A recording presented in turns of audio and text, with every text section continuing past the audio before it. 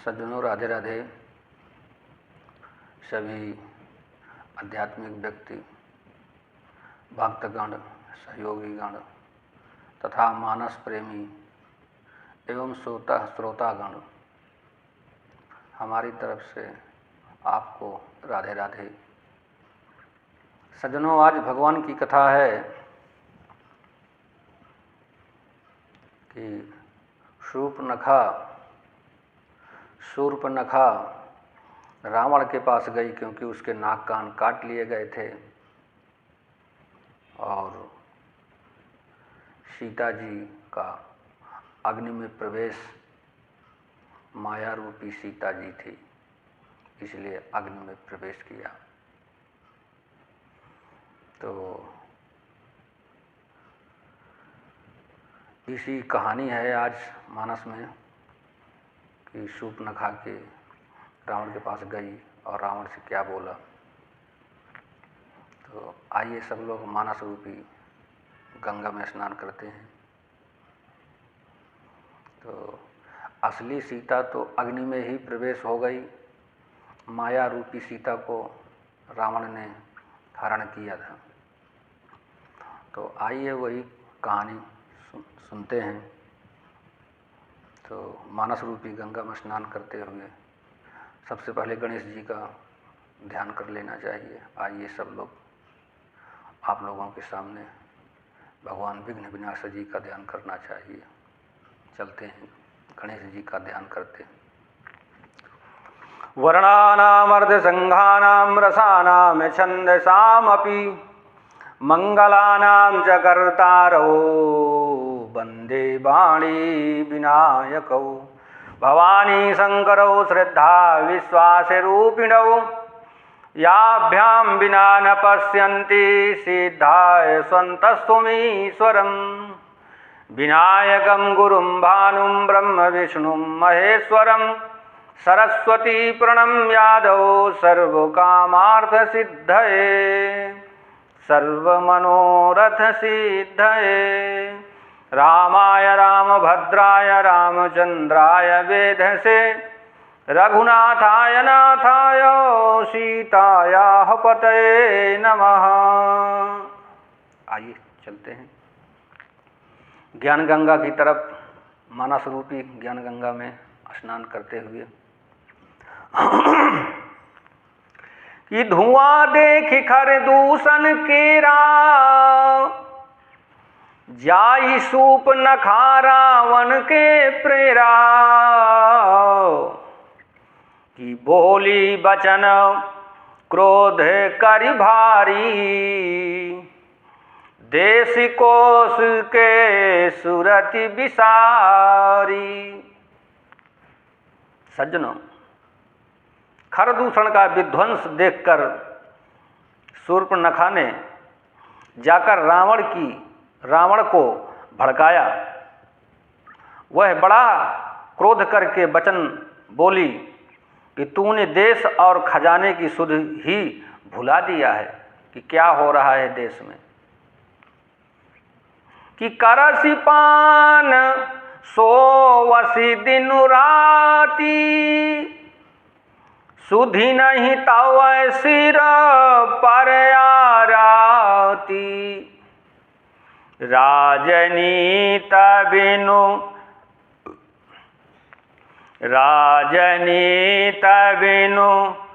धन बिनु धर्मा हरिह समर्पे बिनु सत्कर्मा विद्या बिनु विवेक उपजाए श्रम फल पढ़े किए अरुपाए। सज्जनों, क्या कहती है कि शराब पी लेता है तू और दिन रात पड़ा सोता रहता है। तुझे खबर नहीं है कि शत्रु तेरे सिर पर खड़ा है। नीति के बिना राज्य और धर्म के बिना धन प्राप्त करने से, भगवान को समर्पण किए बिना उत्तम कर्म करने से और विवेक उत्पन्न किए बिना विद्या पढ़ने से परिणाम में श्रम ही हाथ लगता है। विषयों के संग से सन्यासी, अब बुरी सलाह से राजा, अब मान से ज्ञान, अब मदिरा पान से लज्जा।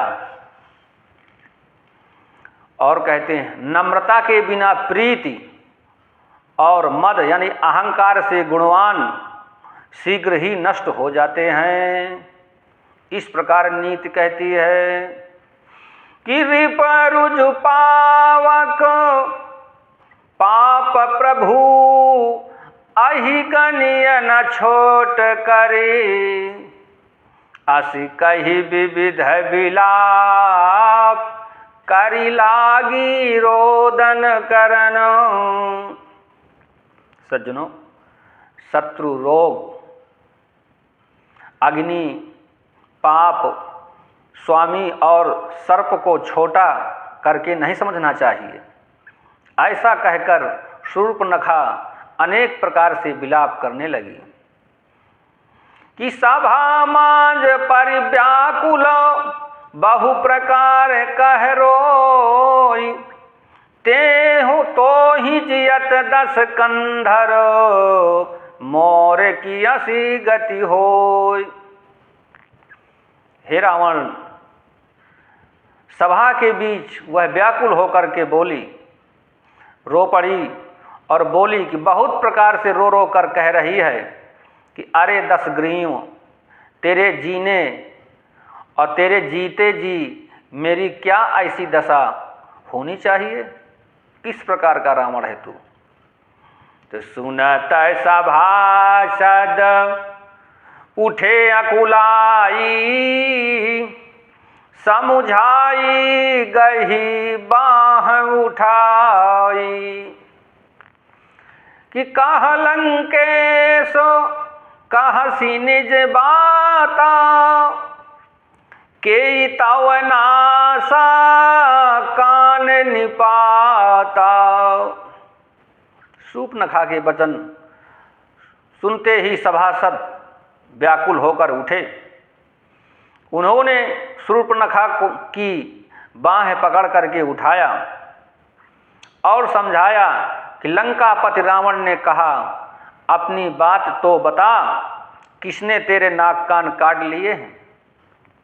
तो कहती है कि अवधि न पाते 10 रथ के जाए, पुरुष सिंह बन खेलन आए, समुझ परी मोहि उनके करनी, रहित निशाचर करी हई धरनी। सज्जनों, वह बोली कि अयोध्या के राजा दशरथ के पुत्र हैं, जो पुरुषों में सिंह के समान वन में शिकार खेलने आए हैं। मुझे उनकी करनी ऐसी समझ पड़ी कि वे पृथ्वी को राक्षसों से विहीन कर देंगे, रहित कर देंगे।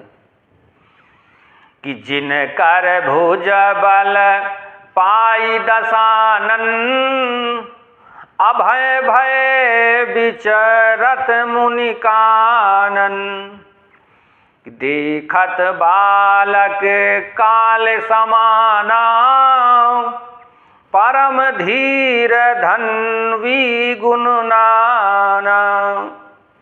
सज्जनों, कहते हैं जिनकी भुजाओं का बल पाकर हे 10 मुख मुनि लोग वन में निर्भय होकर घूम रहे हैं, देवता भी इधर उधर विचरण कर रहे हैं, देखने में तो बालक हैं पर वे काल के समान हैं, परम धीर श्रेष्ठ धनुर्धरी और अनेकों गुणों से युक्त हैं।